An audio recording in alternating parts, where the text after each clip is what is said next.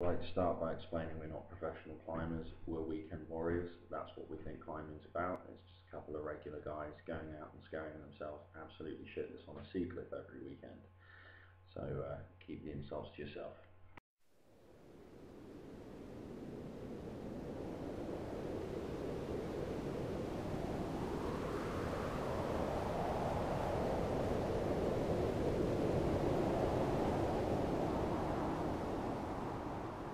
So yesterday I went to Guillmot Ledge with David Gaynor, known as Glorious Leader, and I took the camera, which is now broken. But before the camera broke, I managed to get some good footage of what climbing big multi-pitch sea cliffs is about.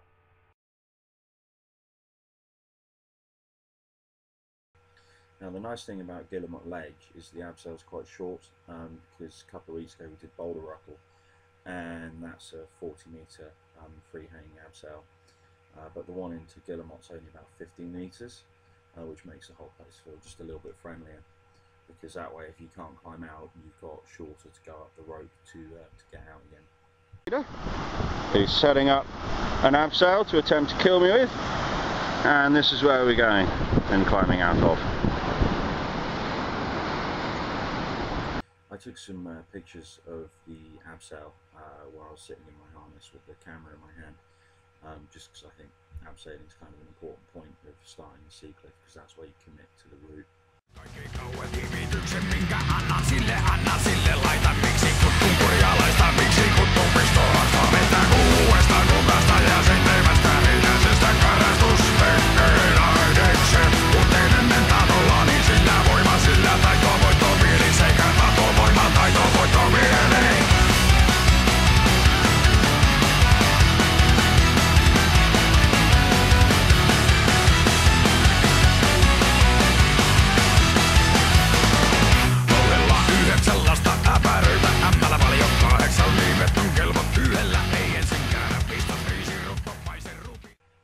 So the first thing we decided to climb was Back Crack, which is 2 pitches, and in the guidebook it's graded as a VS4C, which is harder than any trad I've done before, but I was feeling relatively lucky.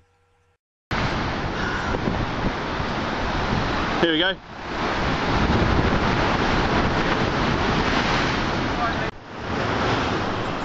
Yeah, that's fine.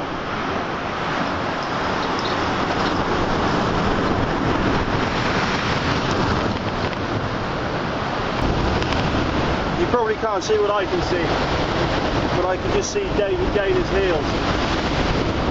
It's a long way up.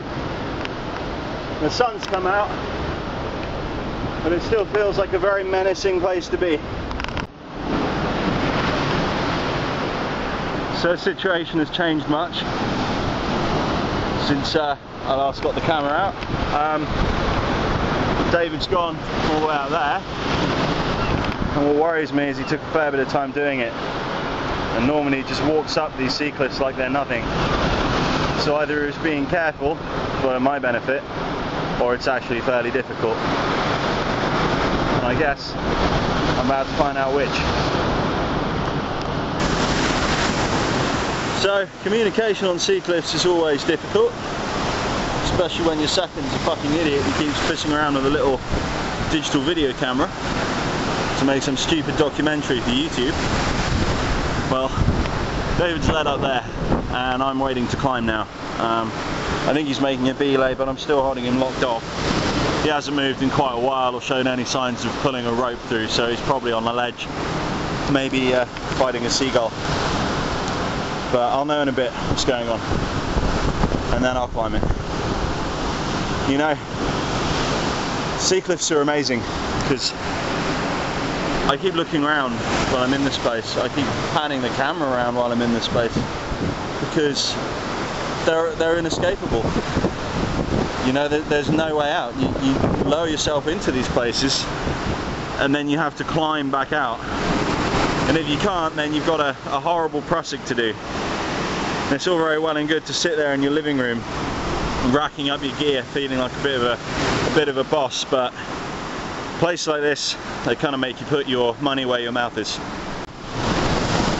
Okay, well The wave stopped for a brief second. I managed to communicate briefly with the Glorious one. As you can see there, he's constructed a belay and he's going to just pull those ropes through till it's on me. And then I'll be there putting my money where my mouth is, because this looks like it's absolutely fucking nails. Oh fuck.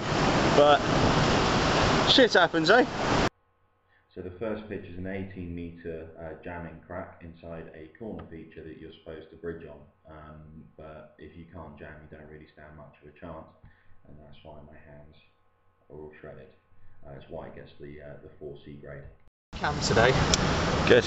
Well, after a horrible fucking jamming pitch, which if anyone doesn't know what jamming is, it involves putting your fist in a crack and pulling on it, which I cannot do to save my life. We have got to this wonderful belay ledge, and that's where we were previously.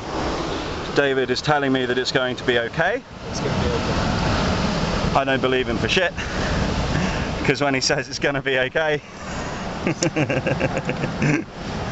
we've got up there to go. Yeah, it's fine. 10 metres. Footholds. 10 metres with some footholds for a change. Okay mate, I'm ready to be put on belay now. Okay, so we're on a second pitch now. David's just led it. Once again, took his time over it. It seemed to be fairly difficult. I'm pumped and I'm on the ledge and I'm going up there, and I'm just waiting for all the ropes to come through so I can climb now. Now at this point I was genuinely starting to get quite scared, because I was getting quite tired. Being on a belay ledge for a long period of time is quite an exposed and lonely place to be. And the second pitch, David hadn't run up that too quickly either, so I was beginning to think that the second pitch was going to be quite difficult as well. I'm halfway through the second pitch. I found a bit of a foot ledge. I've just come out there. I'm now going up here. I'm beginning to enjoy myself. This is less jams and more laybacks. More my style. Now fortunately for me, the second pitch was a little bit more laybacky, as in leaning back on handholds, which is a lot more my style of climbing. David's much better at jamming than me, but I've definitely got the edge laybacking, and the second pitch I laybacked pretty much the whole way through. So for me, it was a lot easier than what I thought it would be, so I really began to enjoy myself halfway up through the second pitch. Do you want to say anything, David? Alright, I guess.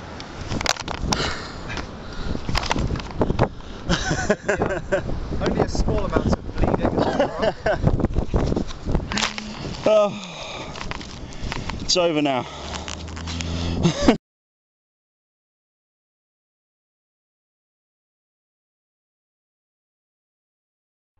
Against my better judgment, after we finished that route, we decided that we were going to go back in and climb a route called Legend. Slightly harder grade, it's HS4B. Once again, it's 2 pitches.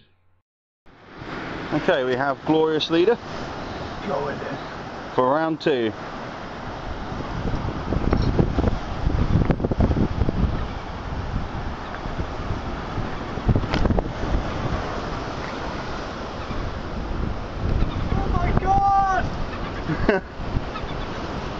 Bird!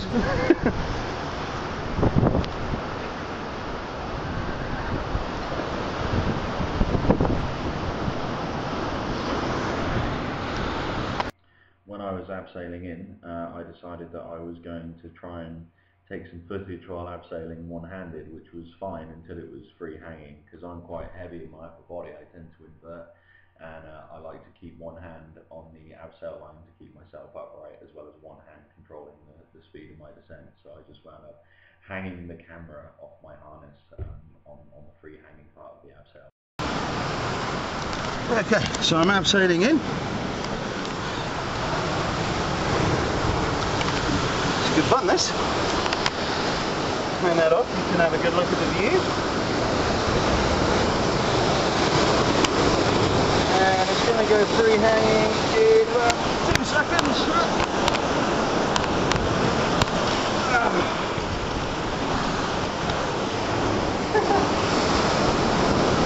And that is that spinning thing that you do when you can't reach the rock anymore.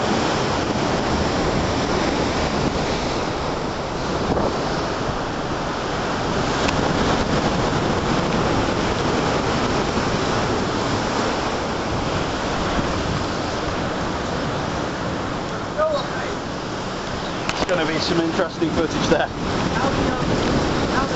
Keep this brief because we haven't got much space left on the camera's memory.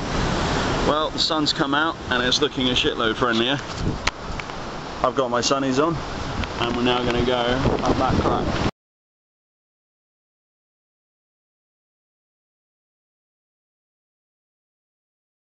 At this point the camera had run out of memory, so we were only taking still images using the camera.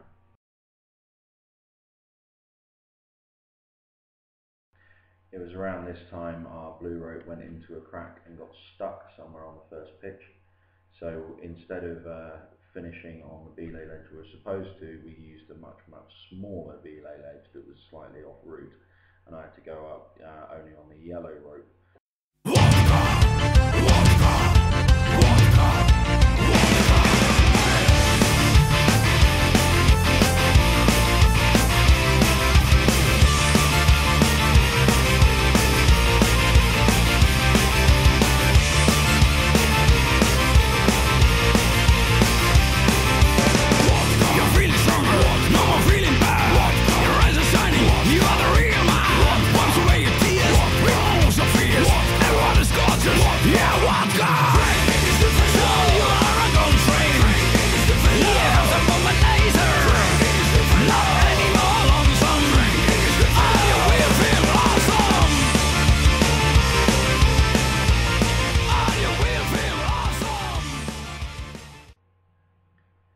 And as always, when you go climbing, there's always a really long walk back when you're exhausted and carrying a ton of gear.